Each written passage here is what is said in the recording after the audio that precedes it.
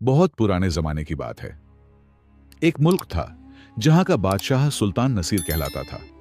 उसके महल ऊंचे थे, खजाने भरे हुए थे और फौज उसकी हर बात पर जान देने को तैयार रहती थी।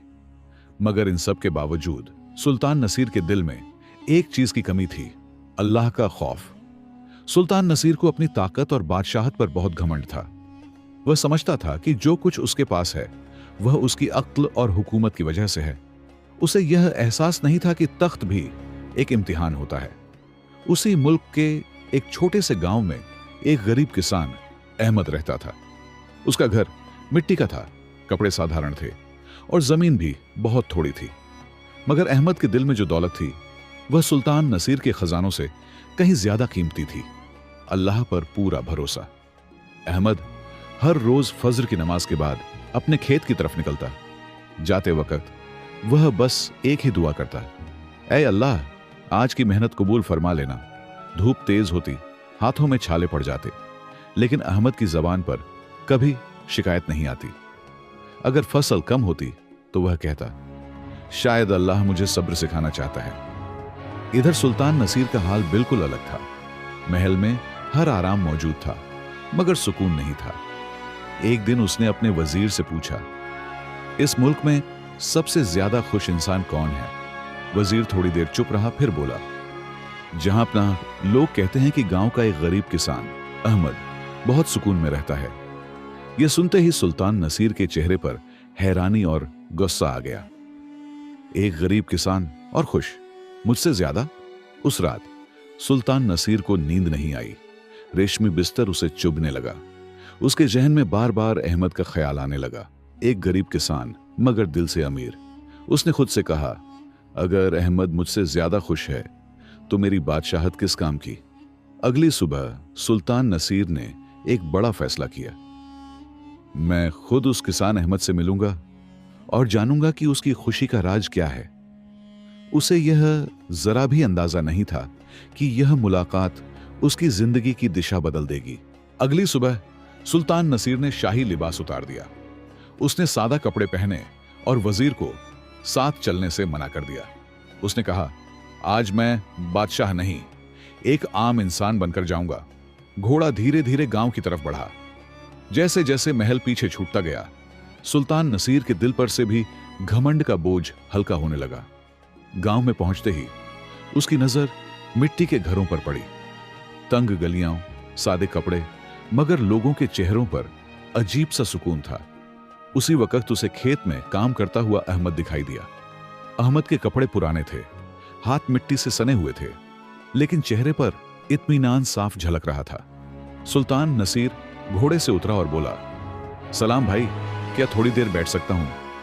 अहमद ने मुस्कुराकर जवाब दिया, जरूर, मेहमान अल्लाह की तरफ से आता है। दोनों खेत के किनारे बैठ गए। कुछ देर खामोशी रही, फिर सुल्तान नसीर ने पूछा, अहमद, तुम इतने कम में भी खुश कैसे रहते हो? अहमद ने जमीन से एक मुट्ठी मिट्टी उठाई और कहा, यह मिट्टी गवाह है कि मेहनत कभी जाया नहीं जाती और जो अल्लाह पर भरोसा कर ले उसे किसी और सहारे की जरूरत नहीं रहती। सुल्तान नसीर चुप हो गया। फिर उसने पूछा, अगर कभी फसल खराब हो जाए, पेट खाली हो जाए, तब? अहमद हल्के से मुस्कुराया, तब समझ लेता हूं कि अल्लाह मुझे आजमा रहा है, छोड़ नहीं रहा। यह जवाब सुल्तान नसीर के दिल में उतर गया। थोड़ी देर बाद अहमद अपने घर से सूखी रोटी और थोड़ा सा साग ले आया। इतना ही है मगर दिल से है, उसने कहा। सुल्तान नसीर ने पहली बार बिना सोने चांदी की थाली के खाना खाया। उसे लगा जैसे बरसों बाद उसका दिल भरा हो। खाने के बाद सुल्तान नसीर ने पूछा, अगर तुम्हें बहुत सारा माल मिल जाए तो? अहमद ने सिर झुकाकर कहा, तो डर लगेगा, क्योंकि ज्यादा मिलने का मतलब है अल्लाह के सामने ज्यादा जवाब। यह सुनकर सुल्तान नसीर का चेहरा उतर गया। उसे अपने खजाने, अपने जुल्म और अपने फैसले याद आने लगे। जाते वक्त सुल्तान नसीर ने कहा, अहमद, अगर कभी किसी मदद की जरूरत पड़े तो मुझे याद करना। अहमद ने सादगी से जवाब दिया, मुझे इंसानों से नहीं, बस अल्लाह से उम्मीद है। यह बात सुल्तान नसीर के सीने में तीर की तरह लग गई। वह लौट तो महल की तरफ रहा था, लेकिन उसका दिल पहली बार तख्त से नीचे उतर चुका था। महल लौटते ही सुल्तान नसीर की बेचैनी और बढ़ गई। सोने का तख्त, रेशमी पर्दे और कीमती पकवान, सब कुछ पहले जैसा था, मगर सुकून गायब था। उसे बार बार अहमद की बातें याद आती रहीं। ज्यादा मिलने का मतलब है ज्यादा जवाब। उस रात सुल्तान नसीर देर तक जागता रहा। उसने पहली बार अपने जुल्मों को याद किया, भारी कर गरीबों की मजबूरी और अपनी बेपरवाही। उसकी आंखों से आंसू बह निकले। उसने सिर झुकाकर कहा, ऐ अल्लाह, अगर तूने मुझे मोहल्लत दी है तो शायद तौबा के लिए दी है। अगली सुबह दरबार लगा। सबको लगा आज फिर सख्त फैसले होंगे, लेकिन सुल्तान नसीर की आवाज में आज नरमी थी। उसने ऐलान किया, आज से किसानों पर कर कम किया जाएगा, किसी गरीब पर जुल्म बर्दाश्त नहीं होगा। दरबार में सन्नाटा छा गया। वजीर हैरान थे, सिपाही एक दूसरे को देख रहे थे। कुछ ही दिनों बाद मुल्क पर कहट के आसार नजर आने लगे। बारिश रुक गई, खेत सूखने लगे, अमीर लोग अनाज जमा करने लगे। सुल्तान नसीर ने खजाने खोल दिए, मगर दिल में डर बैठ गया। अगर सब कुछ खत्म हो गया तो? उसी डर के साथ उसे अहमद याद आ गया। बिना किसी शाही ऐलान के सुल्तान नसीर दोबारा गांव पहुंचा। इस बार अहमद के खेत भी सूखे पड़े थे, फिर भी वह नमाज के बाद दुआ में मशगूल था।